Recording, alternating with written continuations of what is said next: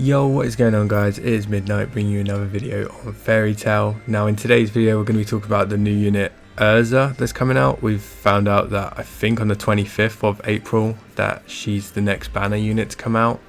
So I'm going to be talking about her because her kit is very unique and a bit complicated to understand.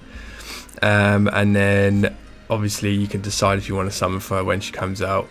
With the Erza banner, it's slightly different to the usual banners that you get for things like Midnight and the one that we've got at the minute for Racer. She's actually, I guess we'd probably call them festival units, like Mira Jane, Natsu, Grey and Minerva when she comes out, where you can't actually get the unit for free. You kind of have to spend gems to get her. So you can get about 4 or 5 summons for free through daily logins and events, which you'll get that look like this. So they'll look like this, and you can get 20 summons worth through gems, which will cost about 680 gems per summon. So you're looking at about 14,000 gems if you want to go the full 20. If you want to get her beyond that, then you'll have to use actual money to get her through packs, I believe. And if you do summon for her, you do get her 4 stuff from the get-go, so up to you if you would like to summon for her. If you don't get her as well, then her pity does carry over to the next banner, which will be Mira Jane, whenever we get that one. But yeah, let me go and talk about Erza. So I'm going to show you her skills first, before I actually show you gameplay of her. Now, her kit is very, very unique in the sense that it's kind of like a combo kit. You kind of got to actually play her. You can't really play her on auto. I doubt that auto is going to play her as well as it should be played. So her first skill, obviously I'll show you gameplay in the game, will deal damage to enemies in front of her, and she gets 1 stack of Trinity. Now, I'll talk about these stacks in a moment. Her second skill, again, just does damage in like a bigger, wider range, and you get 1 stack of I guess it's Bloomblat or Blumenblat. I don't know how to pronounce that, but you get 1 stack of that. Then her third skill deals damage to enemies once again, and this skill will consume 1 stack of Trinity and 1 stack of Bloomblat, I guess, each time damage is dealt. So you can have a maximum stack of 3 of each of these, and when you use this last skill, it consumes all the stacks you have essentially. So if you have 3 stacks of Trinity, 3 stacks of Bloomblat, it will consume all of those. Consuming stacks of Trinity will give you stacks of Pentagram. Excuse me. And consuming stacks of Bloomblat reduces the cooldown of 5 seconds per stack. So you could lower the cooldown by 15 seconds, making this skill a 9-second cooldown. The second skill is 16 and the first skill is 9 seconds. Now, again, I'm going to talk about these stacks in a moment. And her last skill will deal damage to the enemies. It makes you immune to control. I should add as well that this skill makes you invincible, the third skill, which is really good. And her last skill, you have control immunity. It just does a big amount of damage and gives her full stacks of Trinity and full stacks of Bloomblat. Now, her passive skill basically means the more stacks of Pentagram that you have, the more damage this last skill will do. Okay. Now, to get the Pentagram stacks, you need stacks of Trinity, and then you need to use this skill here, okay, to consume those stacks and turn them into Pentagram stacks. I have found that you actually get Pentagram stacks as well from using the second skill, but it's not every time, but I'll show you that in a moment. So you can stack the Pentagram stacks up to 20, and they do not go away. As long as you keep stacking them, the timer will keep refreshing. So essentially, if you can keep it at 20 stacks, you can keep farming this ultimate skill and doing bigger damage with it. Now, there's so much to talk about with this unit. So essentially, what you want to be doing with Erza, let me actually start using her. Oh, and her leader skill is increase maximum health, HP, which, you know, deal with that with what you do. So her actual character model is really big. Attack wise, she's got really cool attacks. She attacks really fast, as you can see here. And if you look at the top here, you've got the Pentagram stacks here, which last about 30 seconds. You start off with 4. But what I'll do now is, if you use skill 1, you'll see that I get 1 stack of Trinity. So we're going to boost this up a few times. So second time, and 3 times, and obviously you can't get any more than that. So, you know, this is a skill animation, quite a nice skill animation. So now when I use this pentagram, you'll see that the pentagram stacks have now gone up to 8 from the 5 that I just had, and the timer has restarted. So it's getting these ones here. Using skill 1 allows you to get Trinity stacks, which you can then use your 3rd skill to get pentagram stacks, which will then increase your damage for your 4th skill. The 2nd skill, when you use it, as you can see, this is the animation. I'll kind of do it on different enemies now. See, that's the animation. If you look at my pentagram stacks, they do actually sometimes go up when I use the skill, but sometimes they don't. I mean, I can't really show you, but sometimes they don't. So I'm guessing you get pentagram stacks all the time with this character, but this last skill increases them more. So now that I have, you know, I can't really show you in training mode, but now that I have 3 stacks of blue and black and I use this skill, the cooldown will be reduced by 15 seconds. Okay. So it doesn't actually give me any. Let me do that again. I mean, I've got max stacks now. Let me come out and then reset it. So you'll see that I have.